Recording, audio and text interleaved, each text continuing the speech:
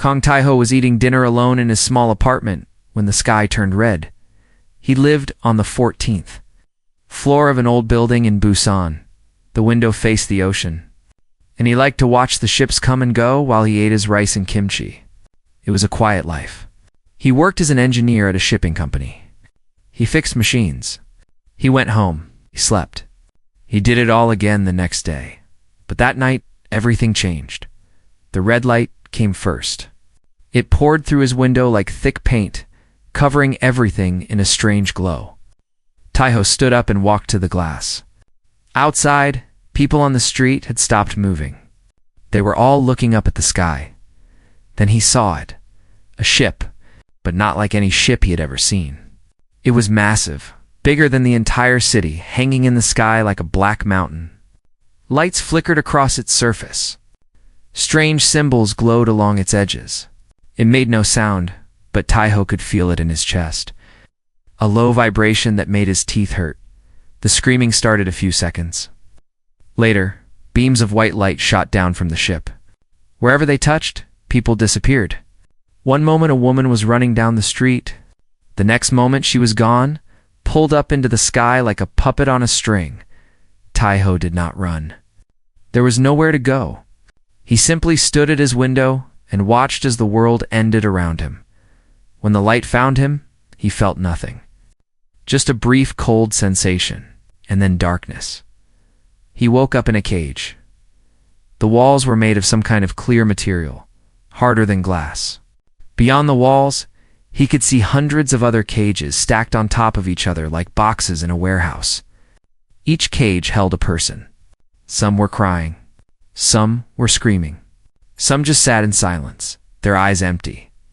Taiho was one of the silent ones. He studied his surroundings carefully. The floor beneath the cages was made of dark metal. Strange machines lined the walls, covered in blinking lights and symbols he did not understand. The air smelled clean, too clean, like a hospital but worse. Tall figures moved between the cages. They looked almost human, but not quite. Their skin was pale gray. Their eyes were too large, solid black, with no white parts. They wore tight suits that seemed to be part of their bodies. They moved with perfect smoothness, like dancers or predators. Taiho watched them. He listened to their sounds, the clicks and hums they made when they communicated. He tried to find patterns. Hours passed, maybe days. It was impossible to tell. Then one of the tall figures stopped in front of his cage. It tilted its head and looked at him. Then it touched something on the wall and the door of his cage slid open. Taiho did not resist when they took him. He let them lead him down a long corridor. He memorized every turn, every door, every symbol on the walls. If he survived, he wanted to know exactly where he was. They brought him to a large room filled with medical equipment. Other humans lay on tables, unconscious. The tall figures moved around them, cutting, injecting, examining. Some of the humans on the tables were not moving at all. Taiho understood what that meant. A smaller figure approached him. This one was different from the guards. She wore a white coat over her suit and her movements were quicker, more nervous. She held a device that looked like a gun, but with a long needle at the end. She looked at a screen on the wall, and at Taiho, then back at the screen. She seemed confused about something. She clicked and hummed at one of the guards, who clicked back. They were arguing, Taiho realized. Something was wrong with their system. Someone had made a mistake. The figure in the white coat shook her head irritably. Then she pressed the needle gun against Taiho's arm, pulled the trigger. Pain exploded through his body. It was like fire and ice at the same time, spreading from his arm to his chest to his head. He tried to scream, but no sound came out. His vision went white, then black, then white again. He fell to the floor, his muscles shaking so hard he thought his bones would break, the last thing he heard before losing. Consciousness was the figure in the white coat making a sound of alarm. She was afraid when Taiho woke up he was not in the medical room anymore. He was in a smaller space, dark and quiet. A single dim light glowed above him. He lay on a soft surface, some kind of bed. He tried to sit up. His body felt strange, like it belonged to someone else. His skin tingled. His heart beat too fast, then too slow. Something inside him had changed. The wall in front of him was transparent. On the other side, the figure in the white coat stood watching him. Her large black eyes studied him like he was a puzzle she could not solve. She touched a panel. Her voice came through a speaker. The sounds she made were still clicks and hums, but somehow, Tai-Ho understood pieces of them. Subject, alive, impossible. She looked at him for a long time. Then she walked away. Tai-Ho lay back down and stared at the ceiling. He should have been dead. He knew that. The injection was meant to kill him, or maybe it was meant for someone else entirely. Either way, he had survived something he was not supposed to survive, and now he could hear things he was not supposed to hear. He could understand sounds that made no sense. His body felt stronger, faster, more alert than it had ever been. He did not know what they had put inside him, but he knew one thing for certain. He was no longer just a prisoner. The figure in the white coat had made a mistake. A very big mistake, and Tai-Ho was going to make her regret it. He closed his eyes and began to plan. He listened to every sound outside his cell. He memorized the footsteps of the guards, the hum of the machines, the rhythm of the station around him. He was an engineer. He understood systems. And every system had a weakness. Somewhere on this station, there were other humans. Other prisoners. Other people who had been taken from their homes and treated like animals. Tai-Ho was going to find them, and then together, they were going to show these creatures exactly what humans were capable of. The tall aliens thought they understood humanity. They thought humans were simple, weak, easy to control. They were wrong. Tai-Ho smiled in the darkness of his cell. It was not a happy smile. It was the smile of a man who had nothing left to lose. Let them watch. Let them study. Let them think they were in control. When the time came, they would learn the truth. Humans did not break easily, and Kong Tai-Ho did not break at all. Days passed in the small cell, maybe weeks. Tai-Ho could not be sure. The figure in the white coat came every day. She took his blood. She measured his body. She shined lights into his eyes.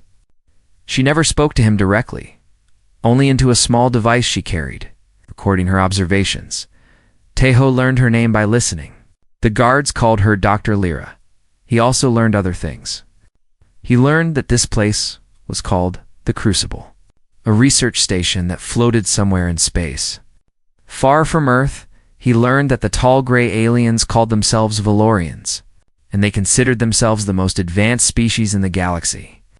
He learned that humans were nothing to them, just simple creatures, useful only for experiments and hard labor. But most importantly, Tai-Ho learned that his body was changing in ways the Valorians did not understand. The serum they had injected into him was called Omega-7. It was designed to improve Valorian brains, to make them think faster and remember more. It had never been tested on a human before. It should have killed him within seconds. Instead, it had made him stronger. His senses were sharper now. He could hear conversations from 3 rooms away. He could see in almost complete darkness. He could smell the difference between individual guards based on their scent alone. His mind worked faster too. He could read the strange symbols on the walls now, even though no one had taught him. His brain was absorbing the Valorian language like water soaking into dry earth. Every day he understood more, and his body was changing. His muscles were denser, harder. His reflexes were quicker.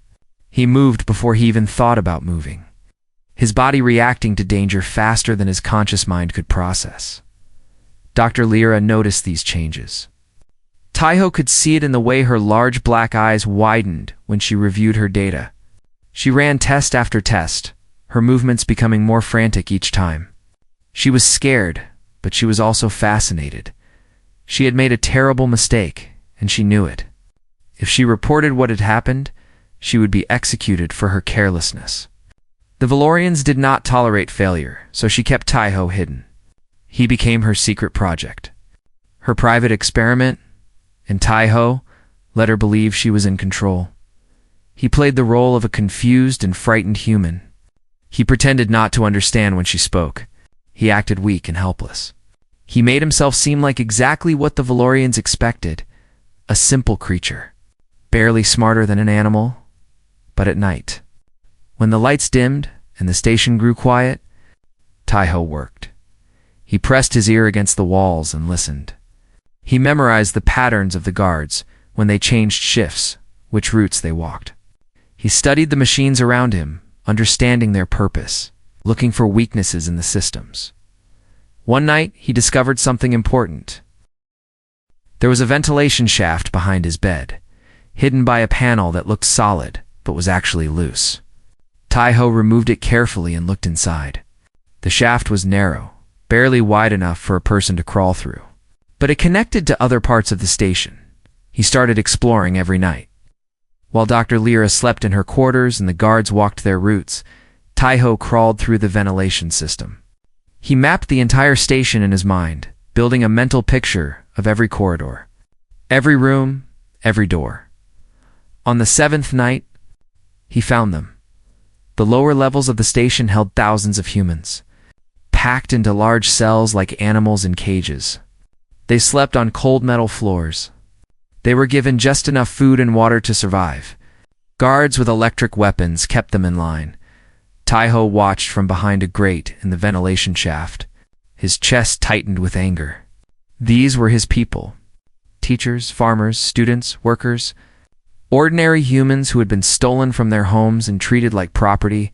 He had to help them, but he could not do it alone. On the 9th night, Taiho heard a voice.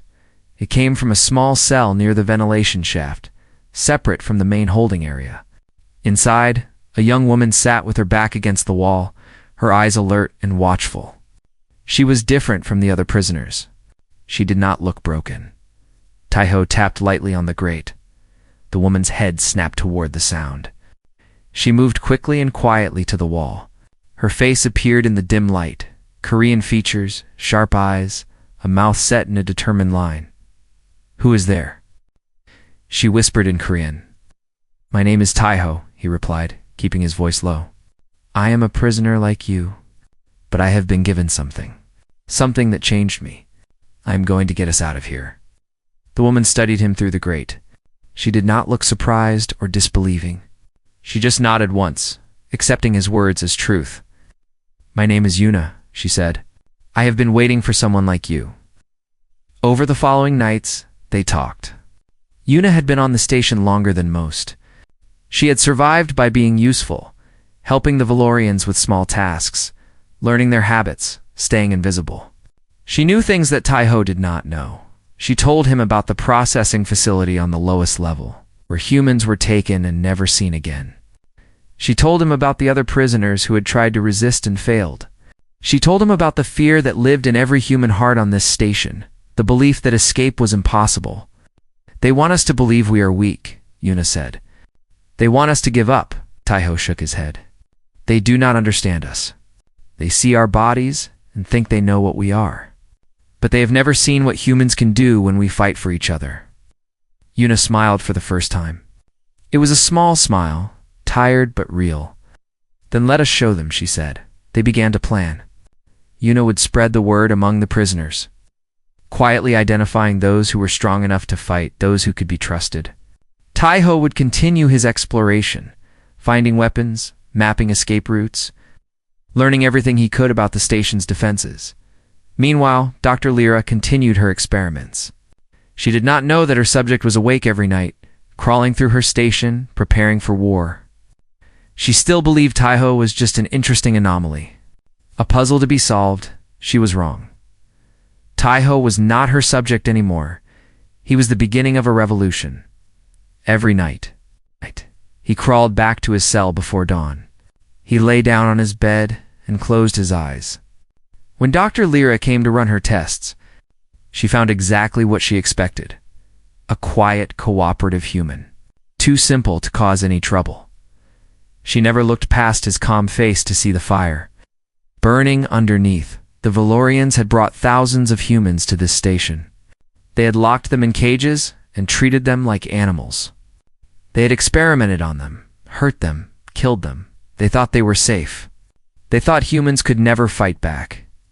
But the Valorians had made one fatal mistake. They had given Kong Taiho the power to save his people, and he was going to use it. Dr. Lyra sat alone in her laboratory. Staring at the data on her screen, the numbers made no sense. They went against everything she had been taught. Everything the Valorian science book said was possible. Humans were supposed to be primitive creatures with simple brains and weak bodies. They were supposed to die when exposed to Omega-7, but Taiho had not died. He had evolved. Lyra pulled up the brain scans from her latest tests. Taiho's neural activity was increasing every day. His brain was forming new connections at a rate that would be impossible for a Valorian. His body was adapting to the serum, using it in ways it was never designed to be used. She leaned back in her chair and rubbed her eyes. She had not slept properly in weeks. Fear kept her awake. Fear of discovery. Fear of what would happen if Commander Vorak learned about her mistake. But there was something else too. Something she did not want to admit. She was fascinated by Taiho. The Valorians had conquered hundreds of worlds. They had studied thousands of species. They believed they understood life itself, that they had mapped every possible path of biological development. But they had never seen anything like humanity. Lyra opened an older file on her screen. Data from human subjects that had been studied over the past 10 years. The results were the same every time. Unpredictable, chaotic, impossible to control. Human biology did not follow rules. It adapted, changed. It found new paths where none should exist. The Valorian scientists had written this off as evidence of human inferiority. They called it evolutionary noise, the random mutations of a primitive species. Now Lyra understood the truth. It was not weakness. It was strength. Humans were not designed for one purpose like Valorians. They were designed to survive anything. Their bodies could adapt to heat, cold, poison, disease. Their minds could learn any skill, solve any problem. Where Valorians were perfect, but limited. Humans were imperfect, but limitless. Lyra saved her files and walked to Taiho's cell. He was sitting on his bed, watching her through the transparent wall. His eyes were calm, patient. He did not look like a prisoner anymore. He looked like someone waiting for the right moment. She pressed the communication panel. "I know you can understand me," she said. Taiho tilted his head slightly. He did not pretend to be confused this time. "Yes," he said in her language. "I have understood you for a while now." Lyra felt a chill run through her body. His accent was almost perfect. He had learned to speak Valorian just by listening. "How is this possible?" she asked. "Your species has never shown this level of cognitive ability." "Maybe you never gave us the chance," Taiho replied. Lyra was silent for a long moment. Then she did something she had never done before. She opened the cell door and stepped inside. They stood facing each other, the researcher and her subject. Except those words did not feel right anymore. Looking into Taiho's eyes, Lyra did not see an animal or a specimen. She saw a person just as intelligent as her, maybe more. "Why did you not try to escape?" she asked. "You could have killed me at any time. Killing you would not help my people," Taiho said. "I need information. Access codes. Maps. You have all of those things. And you think I will help you?" Lyra almost laughed. "I am Valorian. Your people are our property," Taiho said quietly. "My people are prisoners. There is a difference." Lyra looked away. She thought about the humans in the holding cells. The experiments she had performed, the lives she had taken in the name of science. She had always told herself it was necessary. She had always believed humans were too primitive to truly suffer. Now she was not so sure. "Why are you doing this?" Taiho asked. "You seem different from the others. You do not enjoy hurting us." Lyra was quiet for a long time. When she finally spoke, her voice was soft. "I did not choose this work," she said. "In the Valorian Empire, you do what you are told. My family had debts. I was given to the military research program to pay them. If I fail, I die. If I disobey, I die. There is no freedom for me either." Taiho listened without interrupting. He did not judge her. did not attack her with angry words. He simply listened. "I have seen what your empire does," he said finally. "I have seen the cells where my people are kept. I have heard them crying at night. What you do here is evil, I know," Lyra whispered. "And help me stop it." Before Lyra could respond, an alarm began to flash on her wrist device. Her face went pale. "Commander Vorak," she said. "He wants to see me." She left quickly, sealing Tai-Ho's cell behind her. Commander Vorak was waiting in the station's main control room. He was tall, even for a Valorian, with cold eyes and a face that never smiled. He had commanded the Crucible for 30 years, and in that time not a single prisoner had ever escaped. "Dr. Lyra," he said, his voice like ice. "I have been reviewing your reports." Lyra kept her face calm, even as her heart raced. "Is there a problem, Commander?" "Several problems." Vorak pulled up data on the main screen. "Your test subject numbers do not match our records. You have been using more resources than your project requires. And there are gaps in your logs, times when you should have been working, but no data was recorded." Lyra's hands trembled slightly. She hid them behind her back. "Minor errors," she said. "I will correct them immediately." Vorak turned to look at her. His black eyes were unreadable. "I hope so," he said slowly.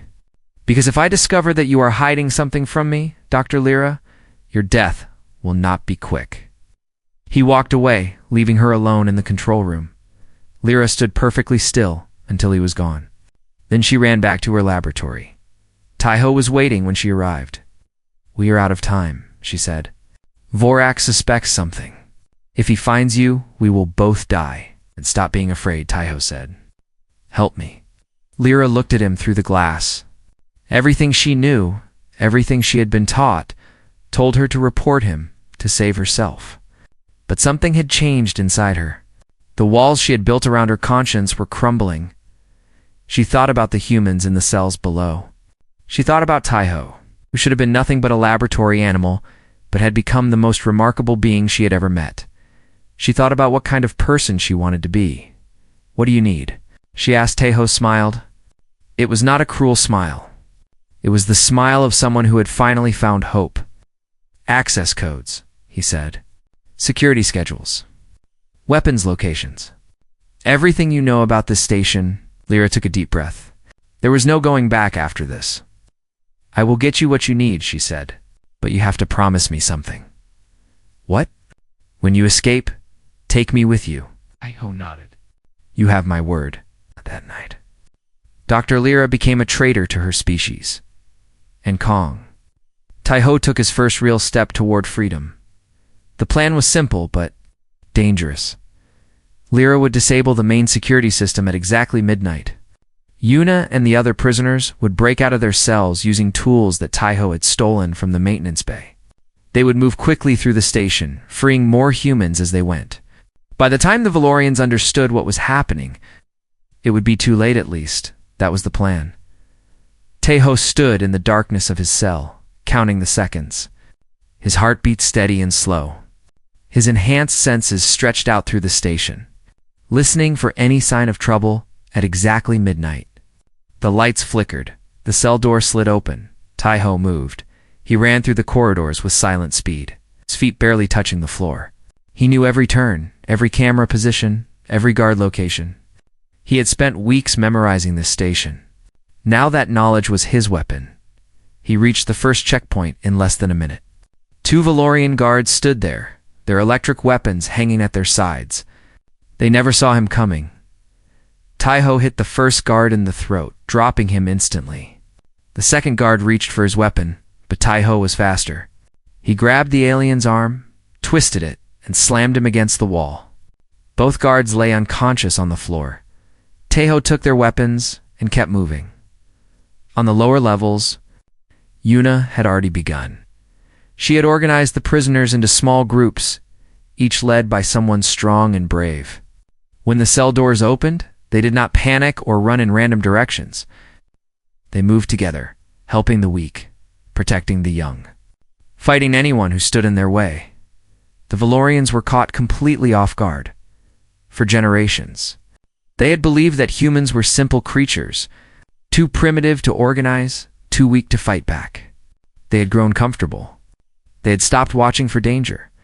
Now they paid the price. Throughout the station, alarms began to scream. Red lights flashed in every corridor. The Valorians scrambled to respond, but the humans were already everywhere, breaking things, setting fires, creating chaos. Taiho found Yuna near the central elevator. "How many?" he asked. "Almost 2,000 so far," she said. Her face was covered in sweat and dirt, but her eyes were bright with determination. "We have the lower levels, but Vorak is bringing soldiers from the upper decks." "I will handle Vorak," Taiho said. "Get everyone to the docking bay. Lyra is waiting there with a transport ship." Yuna grabbed his arm. "Be careful. He is not like the others. He has killed hundreds of humans with his own hands." Taiho nodded. "Then it is time someone returned the favor." He left her and headed toward the command center. The corridors were filled with smoke and screaming. Human prisoners fought Valorian soldiers with fists, tools, and stolen weapons. Some fell, some died, but they did not stop. They did not surrender. Taiho watched a young man throw himself at a Valorian twice his size. Buying time for a group of children to escape, he watched an old woman pick up a fallen soldier's weapon and keep fighting even with blood running down her face. He watched ordinary people become heroes because they had no other choice. This was what the Valorians did not understand. Humans were not strong because of their bodies. They were strong because they cared about each other more than they cared about themselves. They would die for their families, their friends, even for strangers. That kind of strength could not be measured in a laboratory. Taiho reached the command center doors. "Commander?" Vorak was waiting for him. The Valorian commander stood in the middle of the room, perfectly calm, his hands clasped behind his back. Around him, screens showed images of the chaos throughout the station. Bodies on the floor, fire in the corridors. Humans running free. "Impressive," Vorak said. His voice was cold and flat. "I did not think your species capable of this level of organization." "It seems we underestimated you," as Taiho said. "You did." Vorak moved. He was fast, faster than any Valorian Taiho had seen before. His fist shot toward Taiho's head like a bullet, but Taiho was ready. He ducked under the blow and drove his elbow into Vorak's ribs. The commander stumbled back, surprise flickering across his face for the first time. "How?" Vorak demanded. "No human should be able to match my speed." Taiho did not answer. He attacked. They fought across the command center, trading blows that would have killed ordinary beings. Vorak was stronger, trained from birth to be a perfect warrior. Every movement he made was precise and deadly. But Taiho was something new. His body adapted mid-fight. When Vorak attacked high, Taiho's reflexes adjusted before he even thought about it. When Vorak tried to grab him, Taiho was already moving away. His enhanced mind analyzed Vorak's patterns, finding weaknesses, predicting attacks before they happened. Vorak grew frustrated. He had never fought an opponent he could not dominate. He had never felt uncertain in battle. He made a mistake. He swung too wide, putting too much force into a single punch. Taiho stepped inside the blow and drove his knee into Vorak's stomach. The commander doubled over. Taiho grabbed his head and slammed it against a console. Vorak collapsed to the floor. Blood running from a cut on his forehead, Taiho stood over him. Breathing hard, "You treated us like animals," Taiho said. "You thought we were nothing? But we are not nothing. We are human, and we never stop fighting." Vorak looked up at him with hatred in his black eyes. "It does not matter," he said. "You cannot escape. More ships will come. The Empire will destroy your entire planet for this." "Maybe," Taiho said, "but you will not be there to see it." He ended the commander's life with a single blow. When Taiho reached the docking bay, he found Lyra waiting beside a large transport ship. Hundreds of humans were already aboard. More were streaming in through the doors, carrying wounded, supporting the weak, refusing to leave anyone behind. Yuna ran up to him. "Is it done?" "It is done," Taiho said. "Vorak is dead.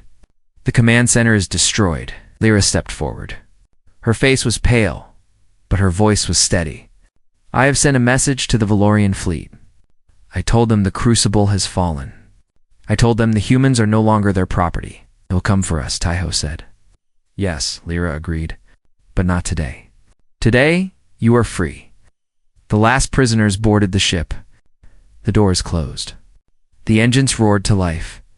Through the window, Taiho watched the crucible grow smaller and smaller. Fires burned inside it. Explosions rippled across its surface. The station that had been built to study and destroy humans was now destroying itself. Around him, people were crying, laughing, hugging each other. Some spoke in Korean, others in languages he did not know. They came from different countries, different backgrounds, different lives.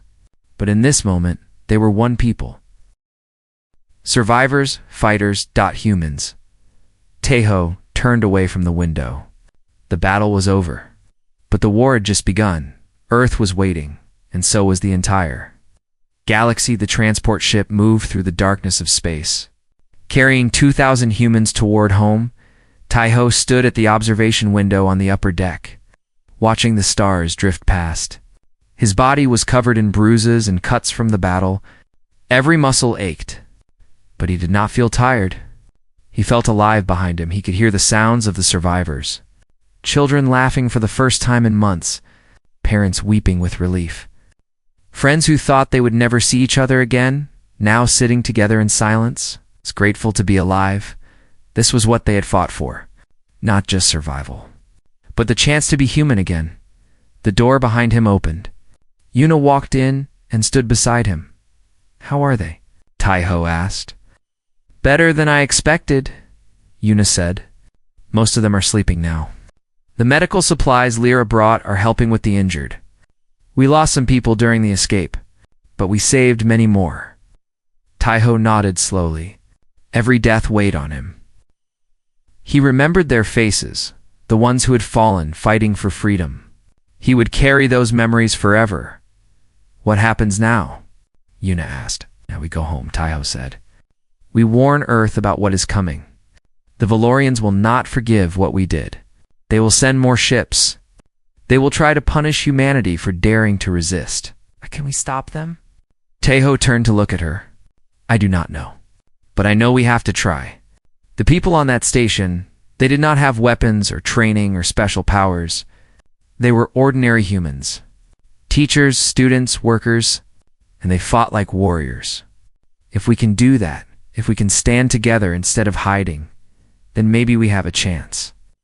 Yuna smiled slightly. You sound like a leader now. I am just an engineer, Taiho said. I fix machines. You fix something more important than machines, Yuna replied. You fixed hope. She left him alone with his thoughts. A few hours later, Dr. Lyra came to find him. She stood in the doorway for a long moment, uncertain whether to enter. She was no longer wearing her white laboratory coat.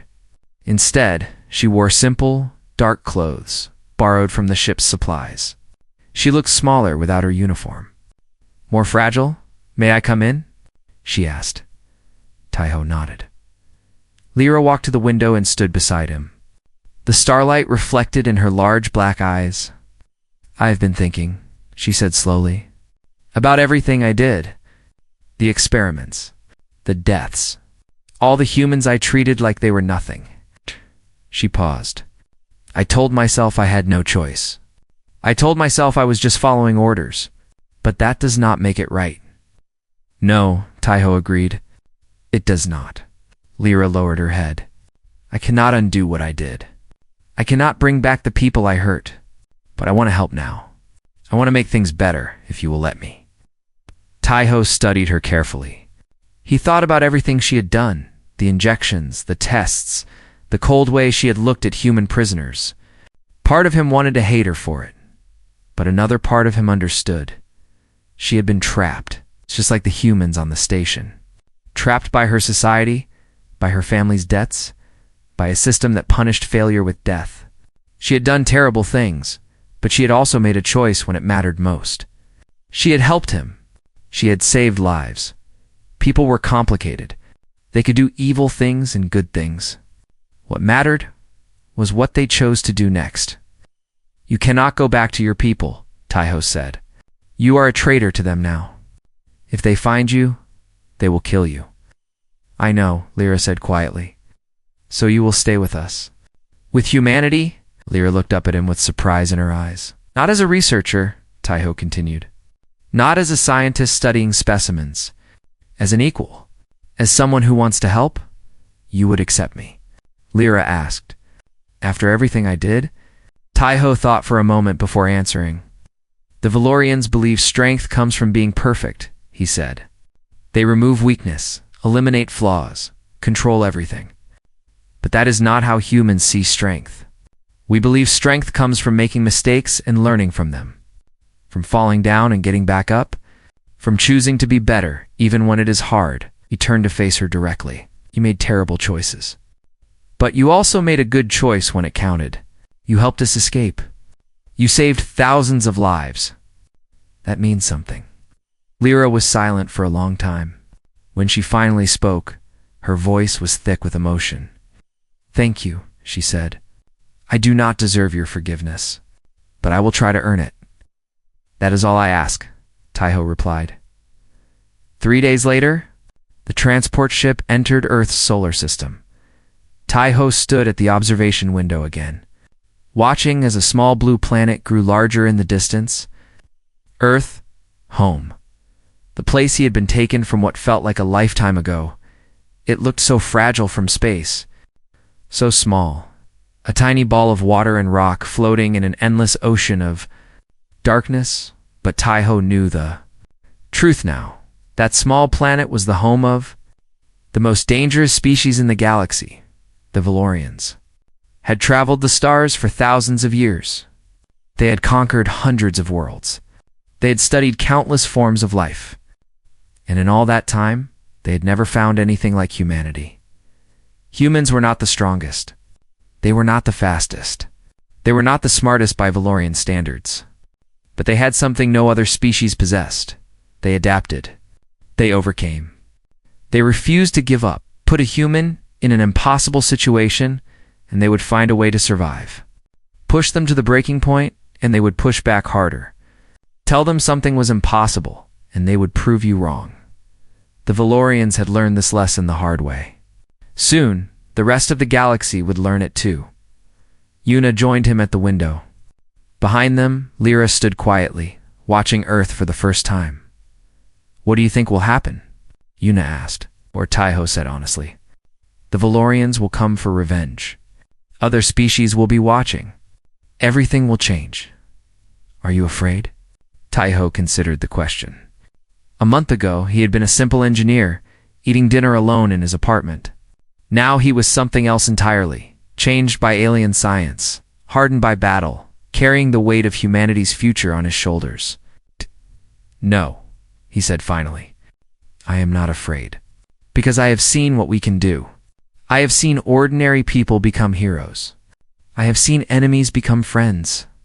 I have seen humanity at its best, and I know that no matter what comes next, we will face it together. The ship descended toward Earth, carrying its cargo of survivors home. Behind them, somewhere in the vast darkness of space, the Valorian Empire was preparing for war, but humanity was preparing too, and this time, they would be ready. Taiho watched his planet grow closer and allowed himself a small smile. They called us lesser, he said quietly. They will not make that mistake again. The first chapter of humanity's war with the stars was over. The next chapter was about to begin.